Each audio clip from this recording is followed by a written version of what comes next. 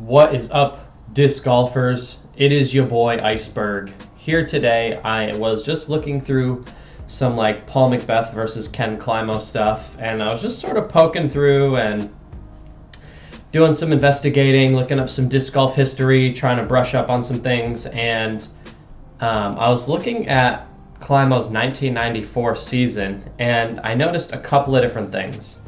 The Japan Open had a higher prize pool than Worlds. That was the first thing I noticed. So then I said, okay, Ice Boy, let's watch the 1994 Japan Open. And I went and I tried to find it, and I couldn't find anything. And I'm assuming the prize pool was bigger to draw American players to come play in this event because they'd be playing for a bigger prize pool. Now, moving forward, train of thought. I was like, okay, what's up with this 1994 PDGA World Champs? If there's no 1994 Japan Open, maybe there's no 1994 World Champs. With that being said, I did find it. Climo won that year. And I found the video, and we're going to watch some of this video as well because I think there's a lot to be seen here. But what is the most craziest thing about this is they played 10 rounds for this tournament. I kid you not. Round 1, round 2, round 3, 4, 5, 6, 7, 8 semis and finals. Are you kidding me? That's insane. Imagine playing a 10-round tournament, how you would feel at the end of that. The players nowadays never have to play that many rounds for one tournament. They may play a couple of practice rounds and then play like 4 rounds for a comp, but they're never playing 10 rounds. And this went from the 2nd to the 7th. So the 2nd, 3rd, 4th, 5th, 6th, 7th. That's a 6-day, 10-round event if you qualify for the finals. I thought that was absolutely insane, and Climo won by a large margin. I just want to enjoy some of this footage because I think it's really, really sweet.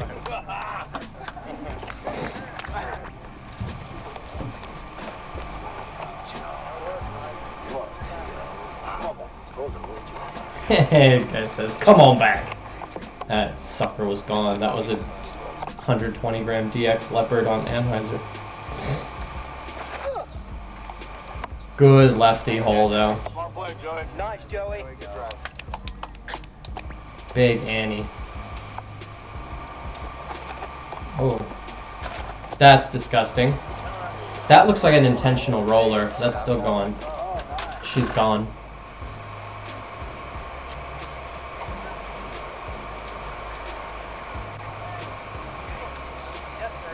Climo is so far ahead of his time at this point. Like, Scott Stokely was the only guy that even had a chance. Once Scott Stokely was really in the scene, full on.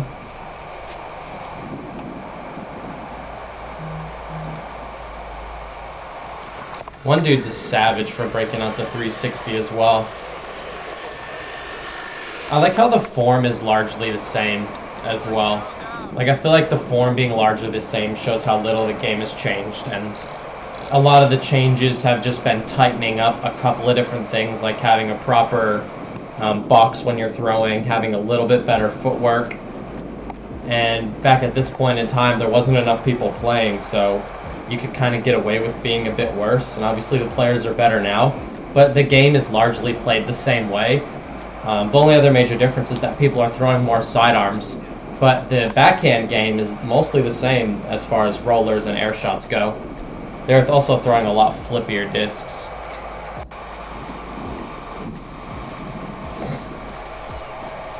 I swear Ken Climo looks like he could have just like played quarterback for the Vikings. The dude just is like, dude's big. Everyone's talking about Ezra Adderhold's fitness routine. I'd like to see Ken Climo's fitness routine from 1994. Dude's built. He's just built like this.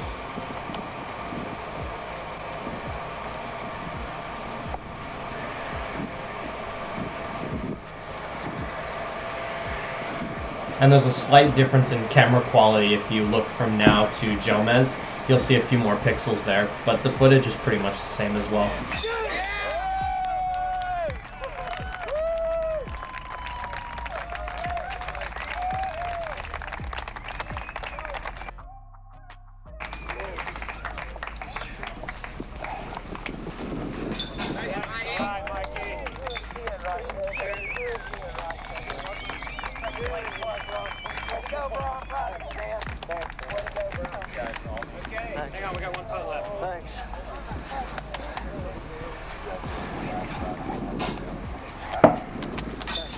Dude just big. It seems like he's got to bend all the way over just to get, like, he's too tall for the basket. You can't tell me that Climo doesn't look like he could just jump in and throw on a New England Patriots uniform, just drop back, sling some TDs. I don't know. In another life. Just give him a helmet, that's all I'm saying.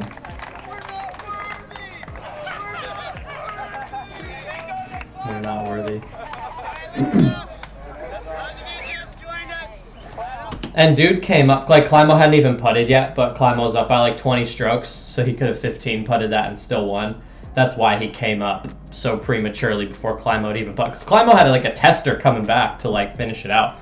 Like most people would lay up and drop in, but like the dude kind of put the pressure on Climo to just put it in. Forget, Kenny could possibly add his card wrong by 6 strokes and take an 18-stroke penalty and get in the playoff. We do have a playoff in the Masters division. Bob Vanderboss, Dan McDaniel are teeing off on circle. Bob McVanderboss and Dan McDaniel. I would love to see footage of that Masters playoff at 1994 Worlds. If you have access to that or Japan Open 1994 footage, hit me up, icebergtvdiscgolf@gmail.com. If you have any old disc golf footage that's not on YouTube, I'd love to make some videos about it. I find it really interesting and really cool. And I kind of just stumbled across this stuff. Going through some, I was kind of thinking some Paul McBeth versus Ken Climo stuff, but I don't know. Everything was just so different. And then I noticed Japan Open's pay scale was higher, and I noticed the World Championships actually had footage from this year. And I noticed that they played 10 rounds. Granted, the last round was 9 holes, but like, it's in the finals. Those guys were taking their time on every shot. I just thought it was crazy, and I wanted to share that with you guys, share some of my findings with you because I found it really interesting. If you want to become a patron or check out Iceberg TV merch, the links are in the description below. Thank you for watching. This is Iceberg TV, and take care.